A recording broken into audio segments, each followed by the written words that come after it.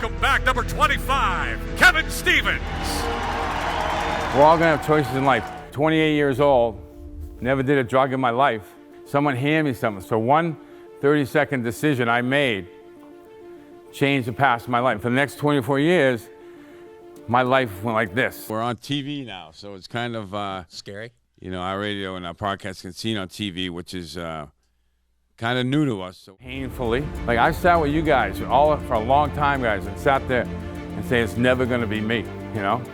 Now I'm sitting here talking to you guys because it was me. I know how those people feel because I've been in those situations where I've been stuck, and when you're in it, you can't see it. It's very hard, it's a very difficult thing, addiction and substance abuse, and people need help, and we have to get out there and kind of educate people and try to do the best we can to help them.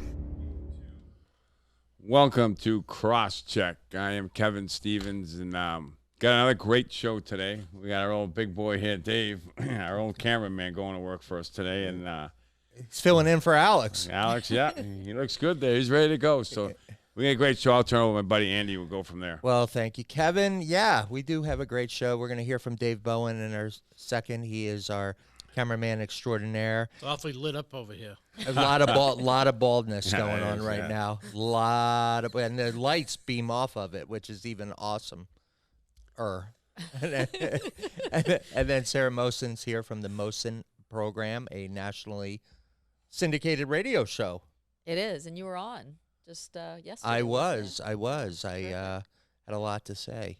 You did, and it was all good. It was good. We loved it. We loved it. So you were here last night, and we had a great event last night. It was the movie premiere of Kevin's story, Shattered. Shattered, yeah. Yeah, it was good. You know, we've had a great showing, a lot of friends, a lot of people there. So it was nice. It's nice when you can bring a lot of people together. We're there for really one reason. Obviously, it's nice to see everybody, but, you know, the main thing is about opiates, you know, and it's about this thing that's going on out there. And we had some great guests and great panel, and it went well. My sister Kelly did a great job. She kind of put the whole thing together, and she does such a good job doing that stuff. And you, Andy, a lot of work. You know, a lot of work went behind. You guys, great. You guys yeah, did it a great. was. It was phenomenal. It was a full house. It was amazing. It was amazing. I mean, and how did you feel about it, like being up there? Like, was it awkward? Was it weird? Yeah, you know, like I said, I don't like to make the night about it. It really wasn't about me. You know, it's kind of about what we're trying to do, and I think that was the biggest thing. And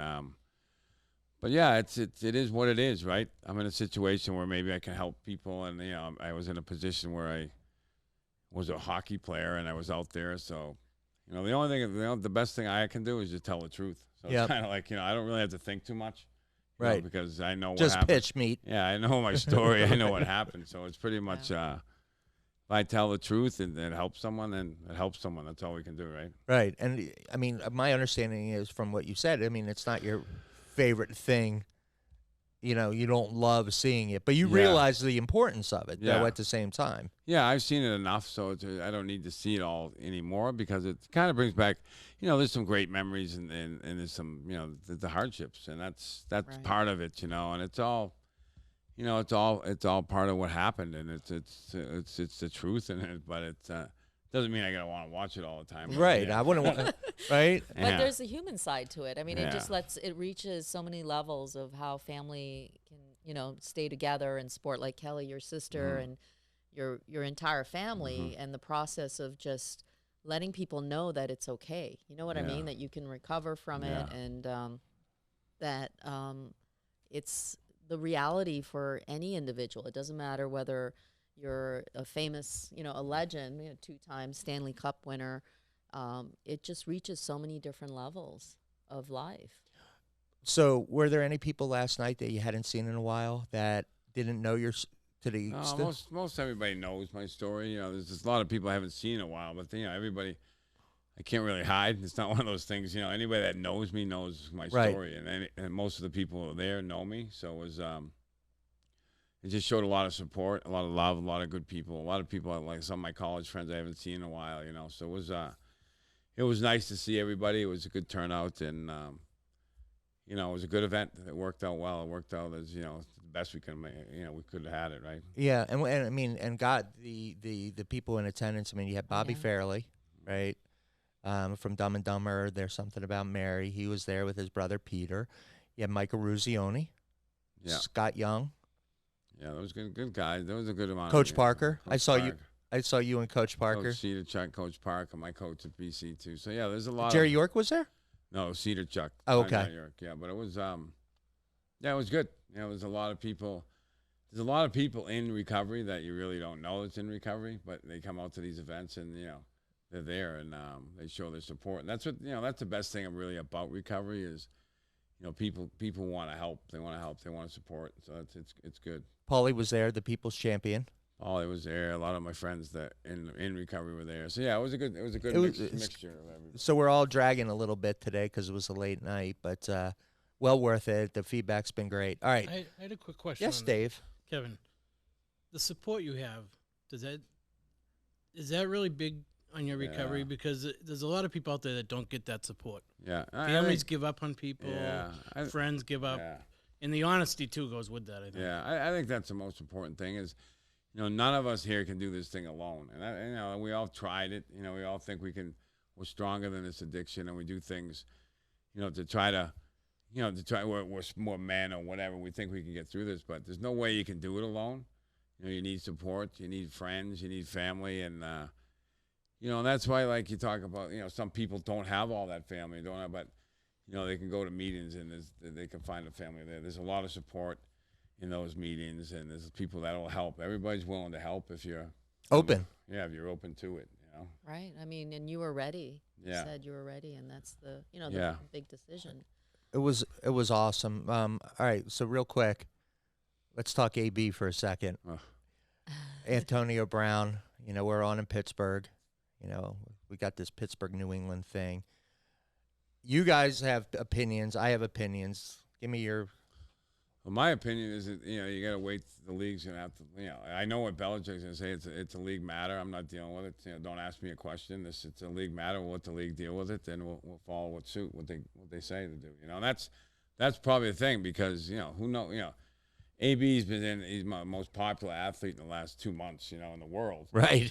So now this throws down on him. So it's kind of like he's been getting beat up a little bit, for good reason. For sure. He hasn't really handled all these situations great, but you still got to wait to play it out, because it came out at a crazy time, right? Why did it come out now? It was 2 years ago, right? I know, and it was like it almost seems like it was like a plant. Yeah. Like, oh, let me throw this out there as soon as he signs with the Patriots, because there's a lot of Patriot haters out there. Yeah.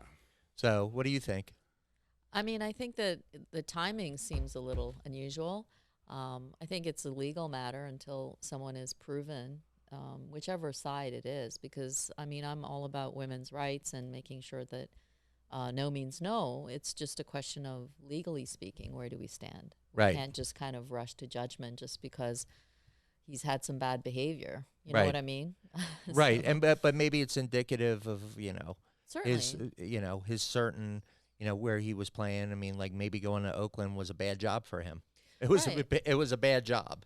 Possibly, but everything for, with what I do, it's based on fact. Just like when we're looking at finances, we look at the numbers, we get the facts. Right. And the same Just thing the is facts, ma'am. just the facts. And then once you have the facts, then we can make those decisions. Right.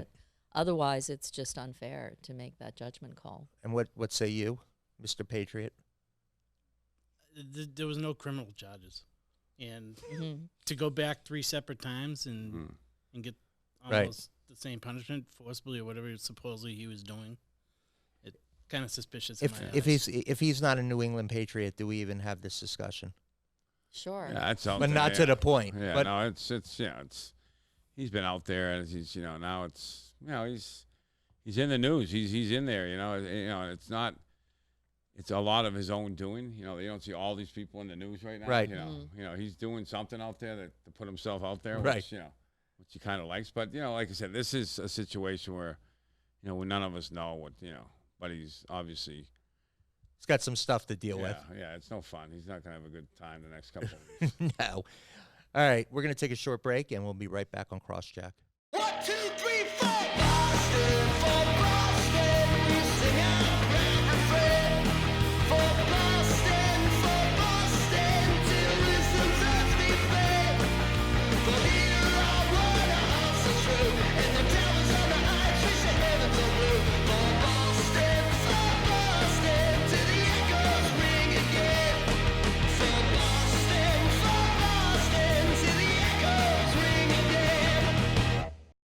Welcome back to Crosscheck. My name is Andy Bernstein, here with two-time Stanley Cup champion, the man of the hour, the man, the myth. How about that? But, You're dragging today. yeah. After the big event, the big Shattered event last night, and then we also have Sarah Mosen from the critically acclaimed national radio program, the Mosen program. Welcome. But no, we're here. We're thrilled you're here. We have a special guest here today. We have State Senator John Keenan, and he is been in the Senate since 2011, and he represents Quincy, Abington, Braintree, Holbrook, and Rockland. That's it. Okay, I got it. And he's here today to talk to us about what's going on out there in the opioid crisis and some legislation that his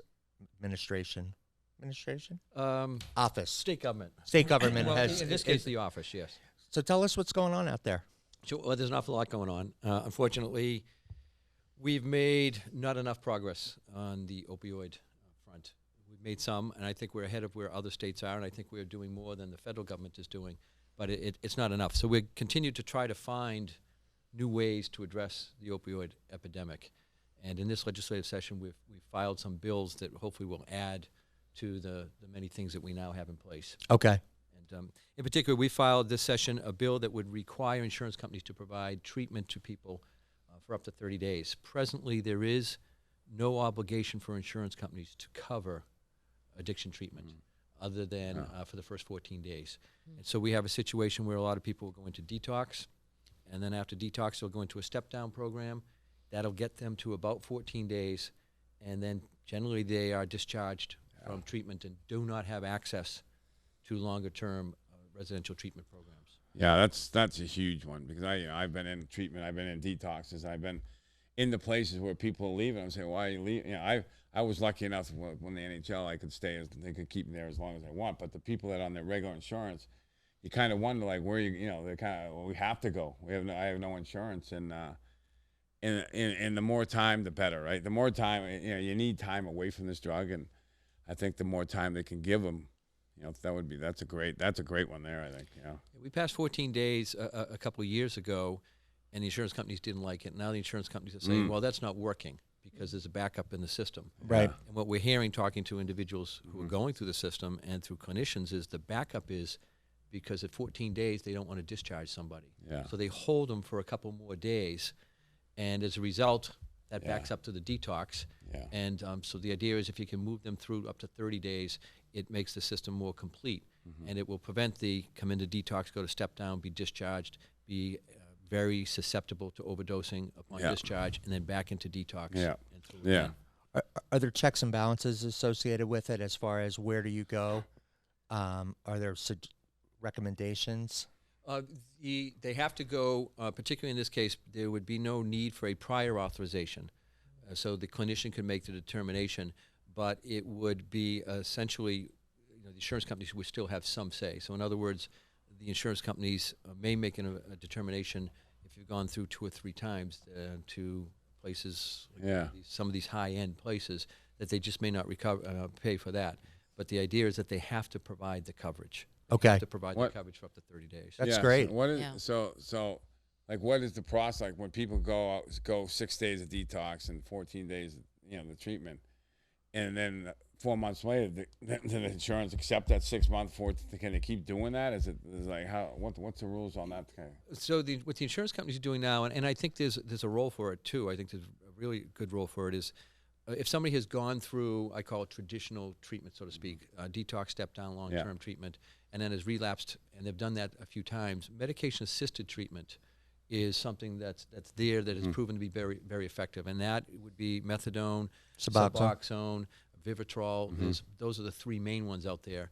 And sometimes they work better for people. Yeah. Some people are able to do it through AA. Some people are able to do it through residential treatment. Some people with medication-assisted treatment. So it's having as many tools available for people as possible so that the individual gets the treatment that is appropriate for their circumstances. And is there follow-ups as a result of this? Yes, then they can go into recovery homes, which the state funds under the Bureau of Substance Abuse Services, and they can be there for many weeks, and they kind of learn how to live again. And those programs are very effective. They're bare bones, but I think very effective. We also have in Massachusetts a network of sober homes, which have in some communities created some problems because they're not always sober or not always well run. Yeah. So we came up with a sober home accreditation program, a certification program. We were the first in the country to do it. Larissa? It's through MASH, Massachusetts Association of Sober Homes. And so they go out and they certify sober homes. It's voluntary because, as you mentioned, federal law prohibits the regulation of sober homes at a municipal level, for instance, through zoning. So it's a voluntary certification program. And those that go through the program of certification, the owners, they're eligible to receive referrals from the Commonwealth of Massachusetts, from our court system or from our state-run treatment programs. If you're a non-certified sober home, you are not allowed to accept people from those programs and from the correctional system, for instance. Yeah, that's a great thing because any time like we go through the treatment part of it, the 30 days, and the best thing to do most of the time is not go back to where you live. That's kind of where a lot of these things happen. Right. People go back to the same place you were. At least if they can go into a sober house that's credible, right? I know a lot that aren't, and I know a lot that are great. Right. And it gives them an opportunity to live their life, and you're around sober people. You get jobs, you get back into the flow of life, and I think it's important, like you said, and to get them certified. That's all good stuff you guys are doing. Those are important things. What about getting them back on their feet financially, understanding like budgeting and, planning for the future? Because, we want to look at the future. We don't want to keep looking at what happened. That's Right. the past. So giving them that proper structure, giving them an idea of the possibilities financially, what they can do, with job opportunities and savings and home purchases, because these are the things that you want to look forward to. Absolutely. The recovery homes, which are state regulated, state licensed, they do a lot of that work. They do job placement work. They do career training and education. But we don't do enough of that. And two of the critical elements are access to affordable housing. Right. When you go through treatment programs and you come out of a recovery home or out of a sober home, it's difficult to find stable housing because it's so expensive. So we have to do a better job at that.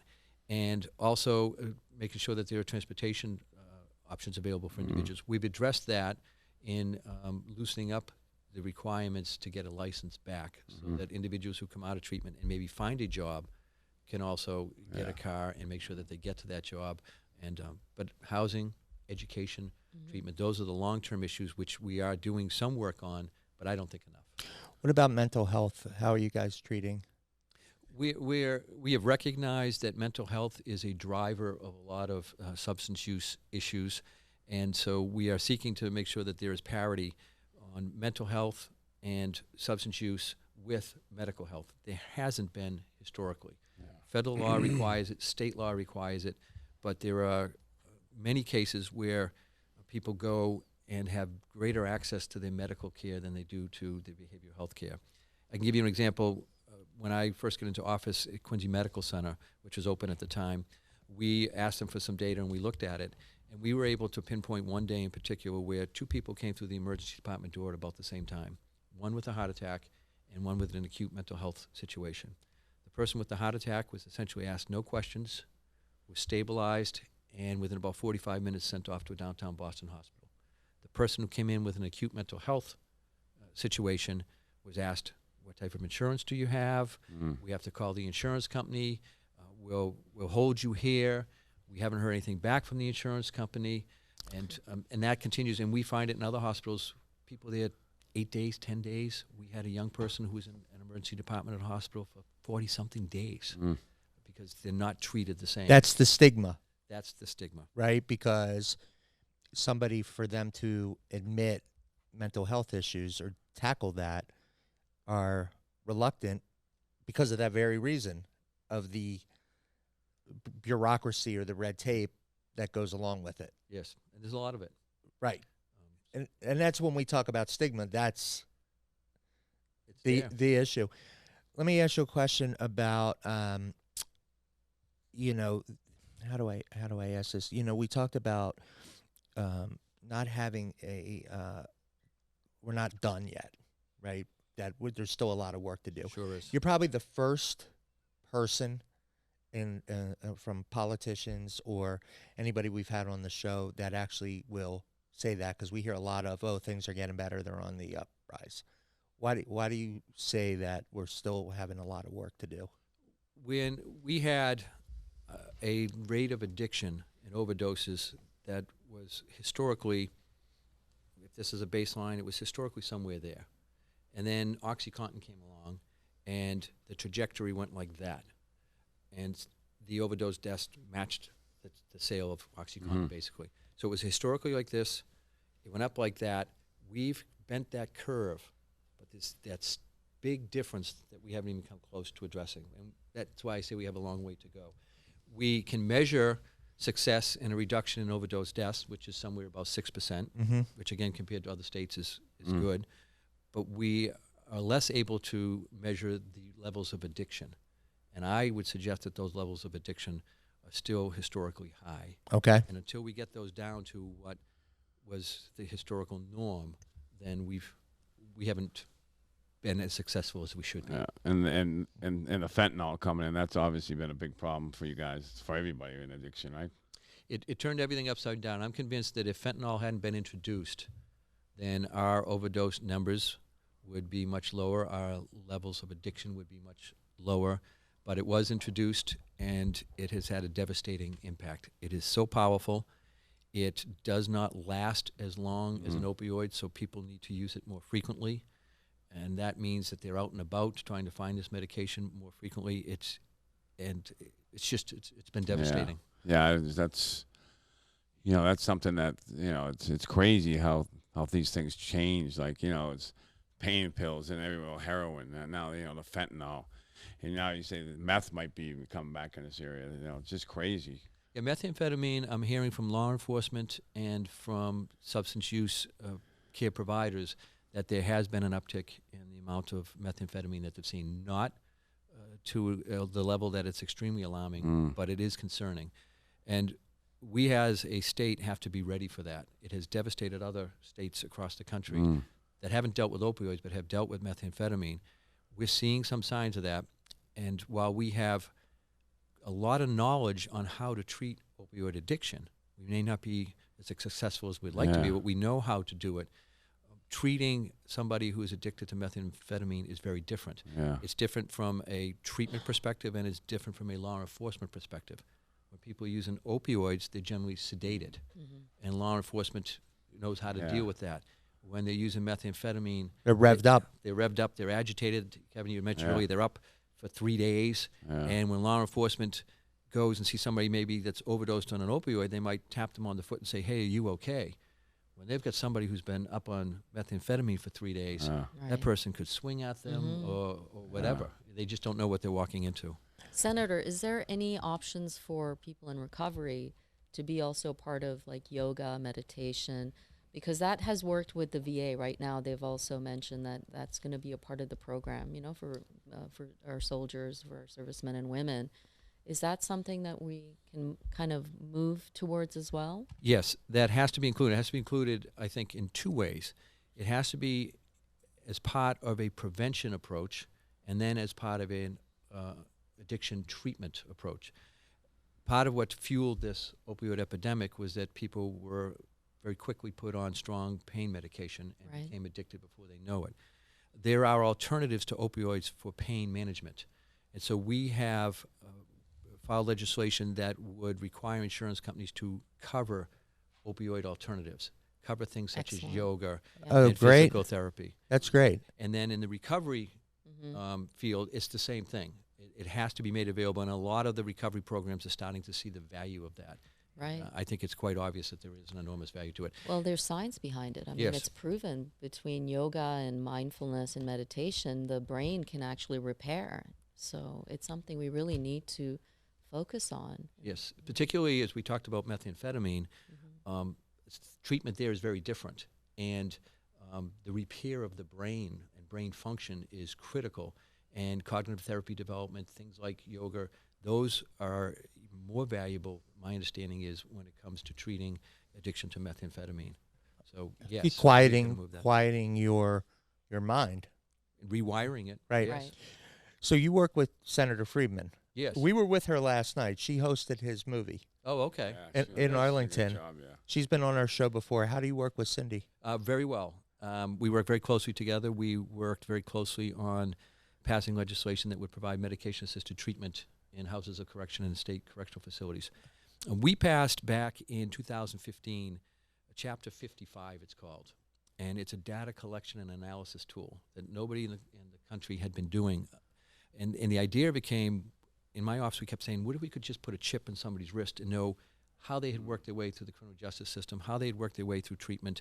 Maybe there's some answers there. But you can't put a chip in somebody's wrist. Right. If you're a So- dog, you can do You it. could do that, right. We can't with people. Right. So I was touring the morgue in Boston, and I asked the medical examiner, I said, of the 15 people that were on the metal tables in front of us, I said, how many of those are opioid overdoses? And she said, probably about 8. And then the thought was, well, why can't we trace them back? We know they're here. Why can't we, with data, say, where were they a week ago? Were they in an emergency department? And a month ago, were they in treatment? Had they been through our correctional system? Can we use all that data, which we had available through insurance claims, mass health claims, correctional records? Can we use that data to kind of build programs? And so what that data showed us, for instance, in one case, was that individuals being released from houses of correction were at 120 times greater risk of a fatal drug overdose than the general population. So that data showed us that, and so we introduced legislation, at first to a budget amendment that did not pass, but then to comprehensive legislation to put medication-assisted treatment, make it available in our correctional facilities. And Senator Friedman has been a strong advocate and leader on that, and that is now in place. Oh, good. Growing, and we did the same thing. We used the data to look at issues of neonatal substance issues. The data showed us that things were tracking upwards on that, so we used that data to suggest it. This data collection effort that we use, Chapter 55, has now become a national model. Oh, really? And it's Excellent. and we keep adding Yeah. things to it to try to make it more useful. Socioeconomic data, for instance, we want to add to it to make things more useful to us as we come up with policies to address the issues. Yeah, that's great stuff. You know, because like you said, to trace the people back, like the jail, people in jail, and have them on Suboxone, whatever methadone's coming out, it gives them a chance to live. Right. It's we all know with the fentanyl, we get out there, everybody thinks they can do what they did when they went into jail. Right. 3 years later, the next thing you know, you're dead, right? Exactly. Are there any other legislations out there as well? So we have the 30-day bill, we have the non-opioid pain management, and the other one that we've passed is called a drug stewardship program. We wanted to make the companies that manufacture dangerous opioids responsible for taking back unused medication. So we passed that, and but it came out in final form with what they call a sunset clause. So it's only in place until 2021, I think it is, and then the drug companies have no responsibility for taking back unused medications. So our bill that was initially passed, but then a sunset was put on, we have filed legislation to remove that sunset so that pharmaceutical manufacturers of opioids who make a lot of money off of them, if those opioids are unused, that they will have a program to take back those unused medications. And get them off the street. Safely, out of medicine cabinets.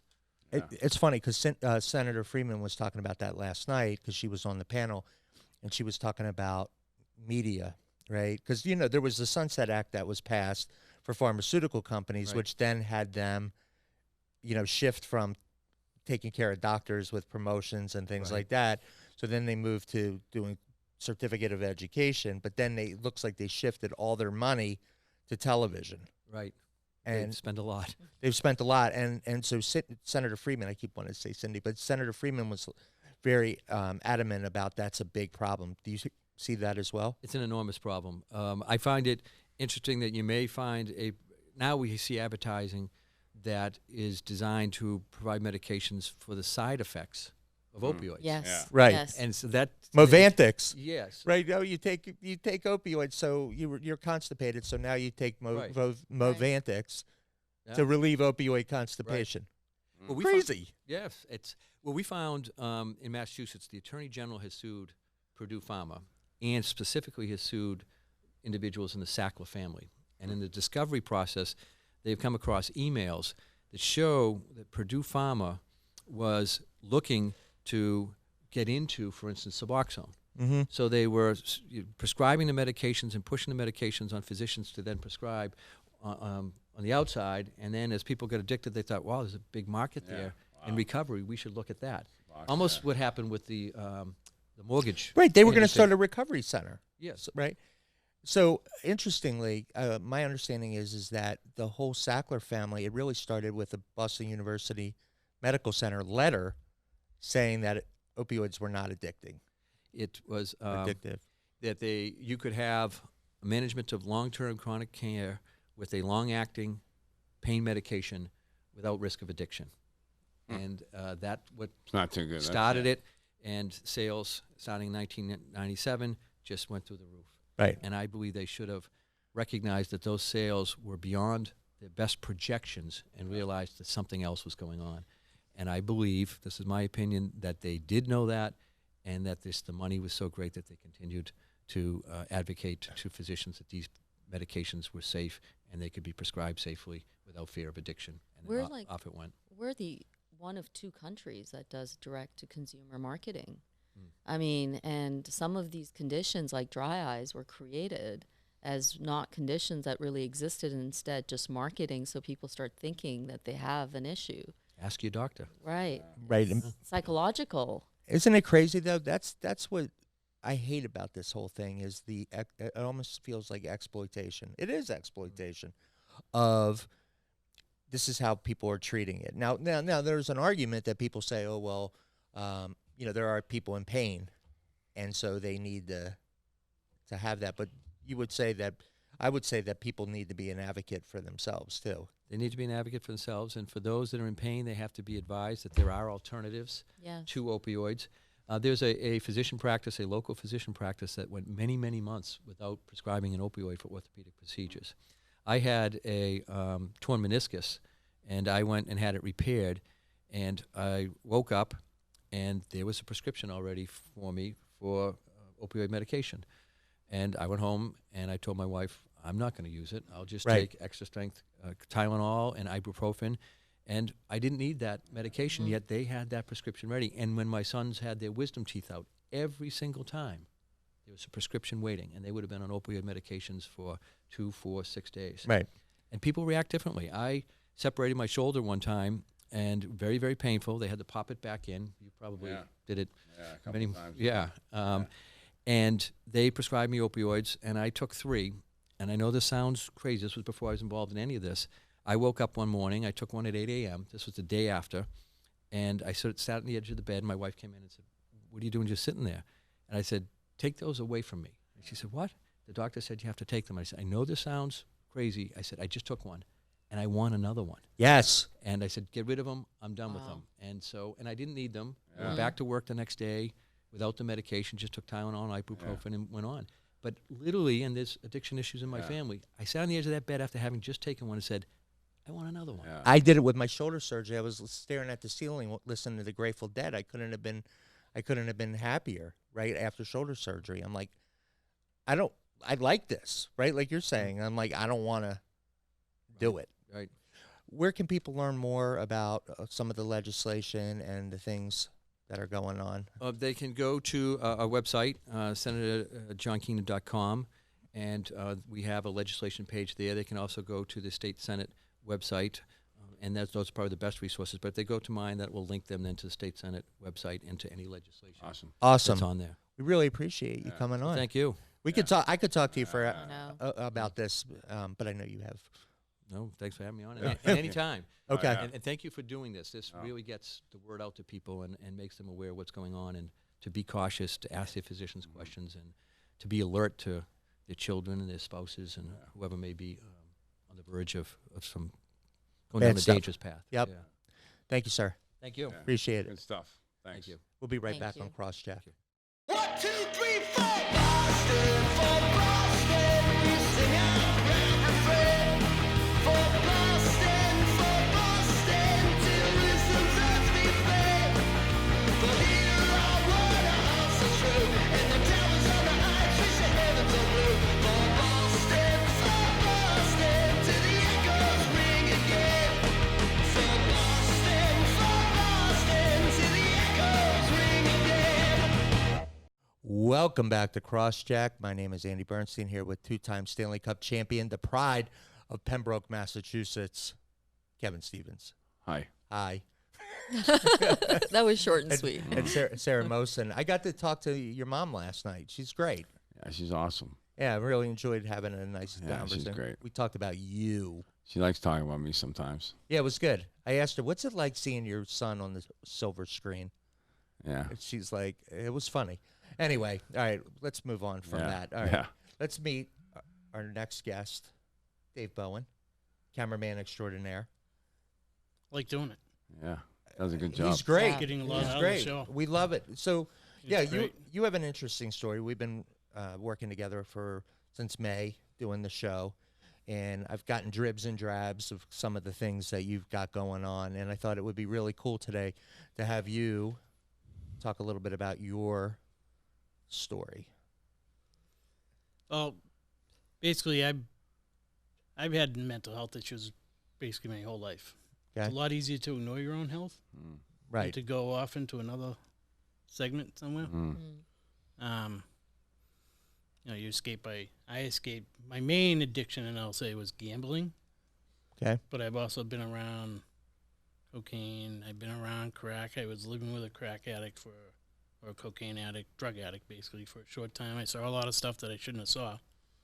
People dealing drugs, some people with guns. I shouldn't have been around that stuff. Right.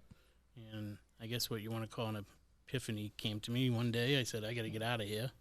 I left, and probably a good thing I did because I had some other legal troubles going on at the time, and they were going to dismiss them. So if I didn't get out of where I was, who knows where I would have ended up.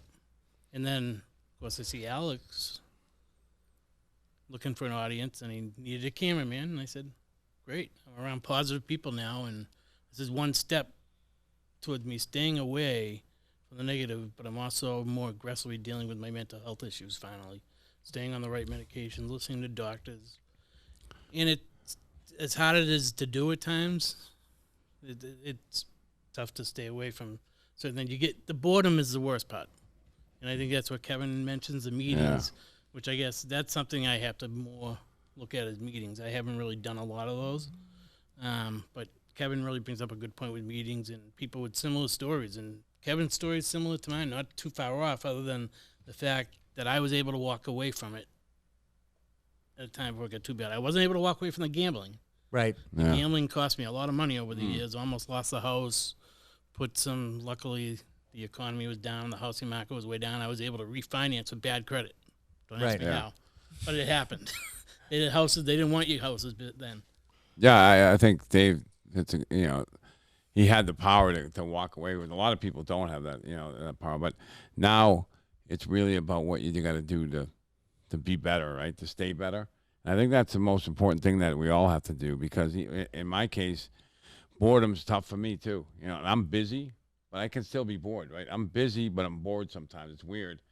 And I say I need to rest, but when I don't really want to rest. I'd rather be doing stuff because it keeps me out of my own head. Like when when I'm in my own head, it's not a good spot. And I think, like you said, for anybody that's suffering with addiction, mental illness, it's good to be around people that are trying to deal with the same thing. We're all trying to get clean, and we're all trying to live one day at a time, right? And it's important that you realize that because it's, when you spend a lot of time in your own head, we know where that goes, right? And you've been in situations where you've seen what happens, right? I've seen a lot of stuff. I basically came to a lot of realization. What I was seeing wasn't moral. It wasn't my moral compass. I was seeing girls being pimped out at young ages. Boyfriends supposedly taking all their money when they're prostituting themselves. I saw a lot of this stuff, and it's stuff I shouldn't have seen. Like I said, it traumatized me to the effect where I get so upset about it that I did make some of the stuff public, and I also reported a lot of stuff to the police, which is probably kind of scary to say on TV, but I really have nothing to hide from it because if it's in your own neighborhood, you're going to say something. Yeah. You see a drug dealer down the street. I don't care what anybody says. And to me, if it was in my own neighborhood, I would say something. When did this all start for you? We talked about that this morning. I've always, I guess, drinking and drugs has always been, drinking was really part of my life a lot. I used to go across the street, my neighbor, he and I don't really talk to him much anymore, but and I don't want to get into it too much. But he's into some things that were kind of shady. One night I did cocaine with him, Yeah. and I got home and I threw up. Yeah. And he came back a week later and said, or about a week or two later, and said, I think we did some heroin. Oh, well, yeah. It probably did. Yeah. Because I threw up and I didn't get anything out of it. Yeah. Yeah. So it basically, with the gambling was mainly my main addiction for a lot of years. But every now and then, if something was presented to me, I didn't always say no. Yeah. I mean, especially with Yeah, and those are things that we have to learn from, right? Because you don't know what are in these things, anymore. So it's one of those things where we think about, we can do anything or invincible, and nowadays, we see kids doing stuff they think is, a Percocet, and it's laced with fentanyl, and they die, and that's the best, we get sometimes is, we run into this stuff, and it's you got to really think before, you got to really think what you're doing before you put this stuff in your body, because it's killer now. Anything you do, It is. And Dave, I'm so happy that you're a part of this family and Alex and you met, because, you have this now to fill your life because you're good at what you do. And Well, let me tell you how we met. okay. If it wasn't for Amendola handing me that 400 touchdown ball, I don't think I would know anybody. Yeah, tell the story.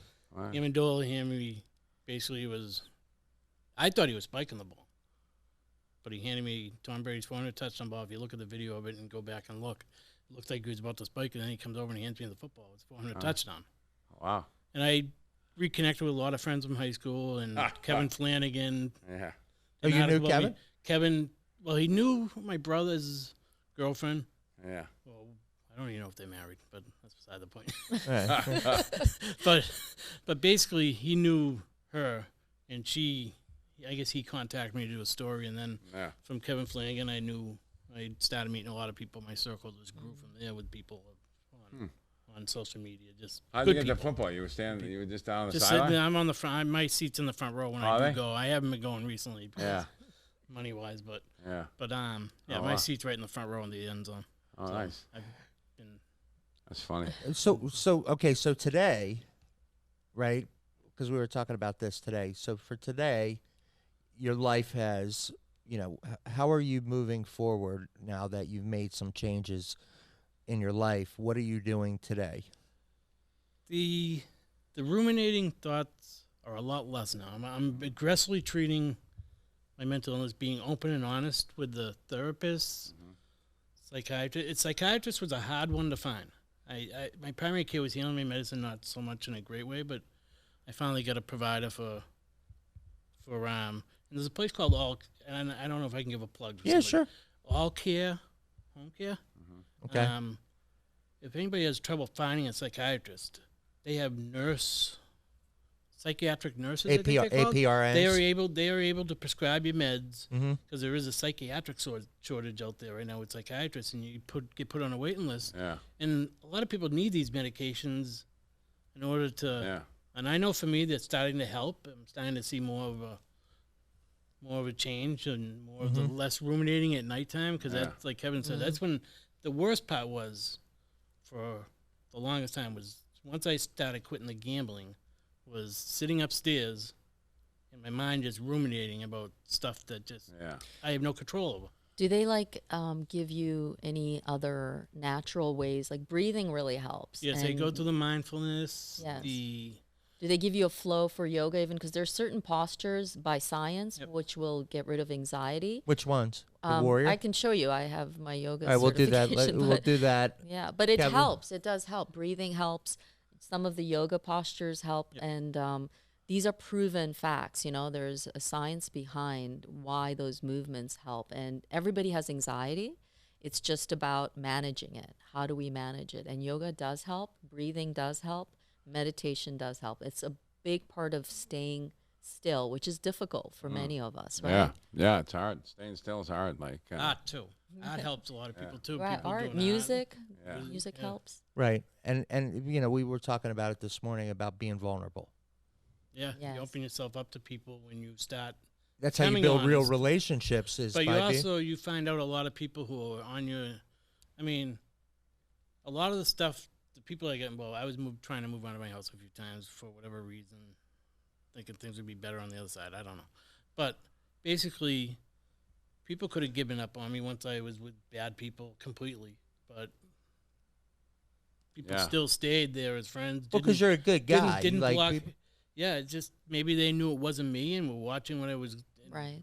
You know. Well, it's a disease. But now I'm I being mean, held more accountable. I'm holding accountability to myself because now I'm trying to do more positive things, helping and trying to, like Kevin says, helping is just like, but you can help too much. Yeah, yeah. You gotta worry. Number one is yourself. Yeah. You got to worry about. Yeah, what, you got to what- worry about yourself. You asked me a question last night on the way out. Of Family. the Yes. no about Oh. yeah about family. Yes. When somebody is I'll let him answer when, that. when somebody does not want to get help, whether it be a family or a friend or somebody close to you, what's the best way to intervene with somebody like that who's really defiant? Yeah, it's almost impossible sometimes to, like, you kind of try to get them at the right time, and then you try to just talk to them and be positive and be a good influence to them. I don't think it's people that aren't ready, right? Yeah, That's the right. hardest thing when you're not ready. I've been not ready for a while, and people try to help me, and it keeps just going like this, But you can offer your support. You tell them you're there for them. If you need me, I'm here. Maybe one day they'll give you a call and say, I'm ready. But it's hard for any of us to get anybody else sober. We can help once you want to get sober, right? But it's hard to get anybody sober that doesn't want to get sober. It's almost impossible, It's the same thing with the gambling. When I was really in the throes of gambling, people would tell me stuff, but I would still Oh yeah. Well, you're in it's addiction, right? You're in this. same You're part in of this. the brain. They say. Yeah, you're in this one-way street. Like, I'm in this one-way street. Like, when you're an addict, all I cared about was, make sure I wasn't going to be sick the next day, Is the difference between gambling, like, I don't gamble because I lose every single time. Anytime I've ever gambled, I've lost, right? So I never get that, like, Most do unless you hit the jackpot for $1 million, and even them, sometimes they lose. right. But I just suck at it, right? Like, I know, like, I don't know, right? I know that I'm not good at it. But for somebody, is there a different feeling from that compared to drugs as far as the I don't know if it's a different feel. I saw a video the other day on Charles Barkley, and he said, like, I won $1 million 6 times, but I lost $1 million 24 times. So that's in one night. These are one-night shots, And he said, it's the highs the lows are so much lower than the highs. When you're gambling, anything, it's all like gambling, drugs, women, anything. It's all same. Once you're in that trance and once you're in that addictive thinking, it's straight ahead, right? Right. I gambled too when I was out there, and it's just. well, you know everything about sports. Yeah, I know. Yeah, and I still lose. So, so it doesn't matter. You can't win. So it's like Barkley said, you win one night and it feels great. Well, When I think you had somebody on that said a really good statement on when you were at the radio station a couple for WATD. You did the show there. I think they mentioned the instant gratification that people want. Right. Well, we have a society like that in general. We're Gambling driven to is that. gambling is instant. If you're playing a slot, because I was mainly addicted to slots, and they make the slot machines very addicting to people. Do you do little like Yeah. making sure giving it good juju before you put it? There was no juju Okay. coming out of me. It was just money going into the machine. That's the only Yeah, juju that's, that was juju. you going. know you're yeah. addicted. I to wish, but no, it was but instant gratification, and I will say that cocaine and crack is instant gratification to some people too. That's an instant drug, and that instantly makes you feel different. Yeah, yeah. it's There's no wait true. period for it. If you're Alcohol addic- is a wait period. Yeah, if you're addicted to slots, that's when you know you're good at the gamble. Because I love to gamble, but I'm like an action junkie, so I like in Blackjack? slots. Blackjack, Roulette. horse racing, like games, Yeah. sports, like slots. I couldn't pull a slot. They gave me Yeah. $1 million. I wouldn't pull a slot. It's so boring. Wheel of Fortune, right? Yeah. Okay, so today, I wanted to get back to you. So you are working. You're in therapy. Yep. Right. I go to South Bay, which is a dual diagnosis center down in Plymouth, and I think For they have a few depression others. and For depression, Mainly it was the mental illness, but also the gambling, the drinking. I think it was an addiction to chaos. Yeah. Right. I think it's a lot easier to be in chaos and worry about somebody else's problems other than my own. Mm. Right. What about finances? What did you get any kind of, just literature or workshops to get you back on track to make your goals happen? Because when you're doing gambling or even other things like drugs or alcohol, usually you're facing financial issues after the fact. Was there any recovery for that for you? Well, like I said, with the house was kind of lucky. It was a bad economy at the time. The housing market Sure. was down, and they didn't want people's houses. Right. That. Yeah. But everything has shifted. I just wonder over the period of 20 years, there's been so much going on with the housing market and, the rates being very, very low and the ability for anyone for that matter, at least to get that information to understand that here you are today and then in the next 6 months, that's a goal that you can achieve, whether it's home ownership or just simply looking at getting your credit score up. You're not there yet, though, right? Is that? Yeah, what- I'm going through the disability process, and Okay. that's kind of a tough thing in itself. But I am trying to start setting up safeguards. So if I do get approved for it, and they give you a lump sum, but I'm setting up safeguards with, okay, I owe money to this person for back mortgage payments. I got to pay her. I got to make sure I treat people right. I've talked to my father about holding money in his bank, just give him Right. the rest of it to hold, so I don't have immediate access to it other than the monthly checks that I'd be getting. Right. So Okay, that's good. Well, I'm trying to set up caution flags. You're I'm taking trying to make steps sure- now, right? yeah. And you're learning video production now. Yep, I'm learning. I'm Editing. taking classes at PAC TV because I like it. Nice. I'm trying to do stuff I like. I worked a job for a long time. I won't get into how things ended there, but basically, I want to start doing stuff that I like. Yeah. I don't want to go back into the deep dark hole depression Yeah. either. That is a pretty dark hole too. When the first time I walked into, I think it was Pembroke Hospital. That was the first hospital I was at, Okay. and it was scary. You don't remember. I didn't remember everything that happened that night and that day when I first went in there. I couldn't remember it. Can you relate to? Yeah, I've walked in a lot of places that I didn't want to walk into sometimes too, and they're scary. And it's like, all of that stuff, like you say, chaos, and when you get in gambling, addiction, like Sarah said, your finances go south. I don't care if you have $100 million, you have $1, right? You're going to spend it all if you're an addict, and it's just when you're going to stop it. And, he's on the right path. Like you got to do stuff that makes you feel good, right?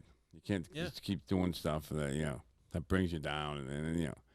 And the biggest thing is, put your hand out, reach out, and let people know that, you're on your way back. You feel good, but if you're hurting, tell people, that's important. It's very courageous for you And, to come and they're on. not going to Yeah. help you if you're not honest. Yeah. Honesty is like, none of us I don't like to be honest all the time.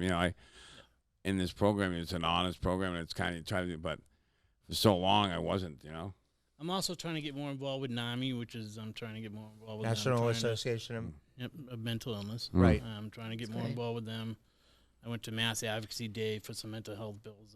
So I'm trying to stuff that You're doing personally work. affects me. You're I'm trying to working do work that'll help me feel a little bit better and also hopefully help Yeah. future people and Yeah. whoever needs it.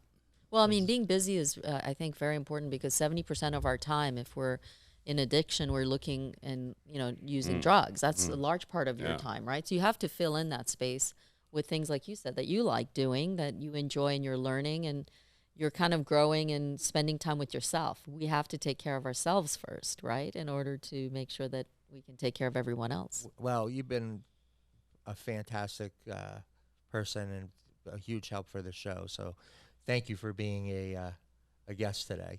Thank you. Yeah, thanks, bud. Thank Quick, you. Good quick stuff. and painless, right? Quick and painless, and this is something I'm practicing for anyways. If I do go with NAMI and do peer-to-peer counseling, at least it's something that I can get out with them, and now I'm getting the practice, hands-on practice. Good stuff. Thank you, my friend. Thank you. All right, Thanks, we'll, buddy. we'll be right back on Crosscheck. 1, 2, 3, 4. Boston, for Boston, we sing our grand refrain. For Boston, till wisdom's earth we play.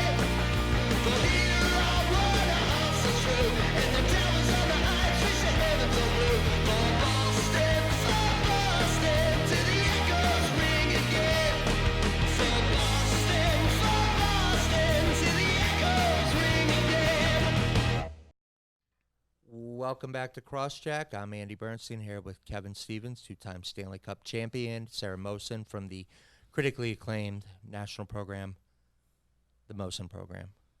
Thank you, Andy. You're welcome. And Dave Bowen is sticking with us. So that's it for our show today. Take us out with some words of hope. Good show. We, obviously, Senator there, he's doing a lot of good things. It's such a hard thing. There's so much to do, and there's always not enough people trying to do it and try to help. But he's out there trying to get some big things passed. There's a lot of the insurance things and recovery. It's addiction is awful because it's always the biggest thing. If you don't have it, you're not coming in most of the places. Yeah, but that's a question, and I was trying to understand that. Where are there like preferred locations that people should go, or is it just? Oh, if you have good insurance, they'll take you. I have the NHL insurance. They'll take me in anywhere.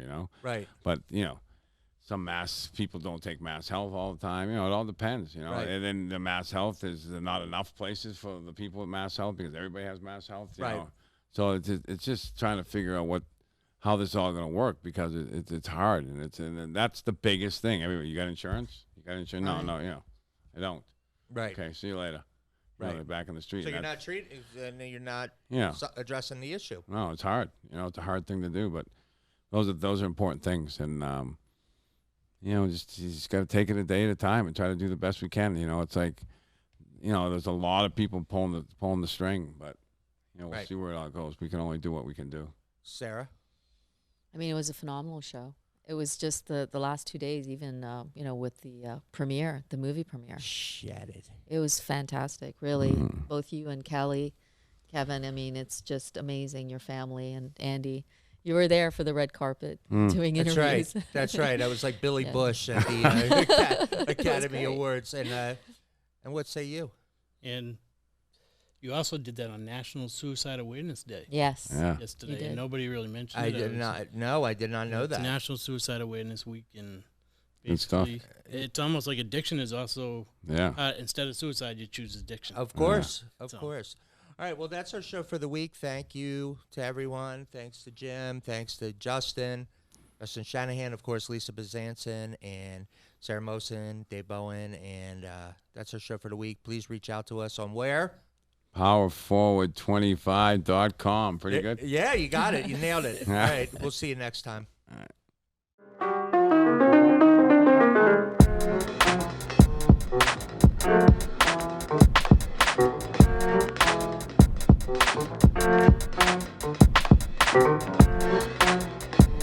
right.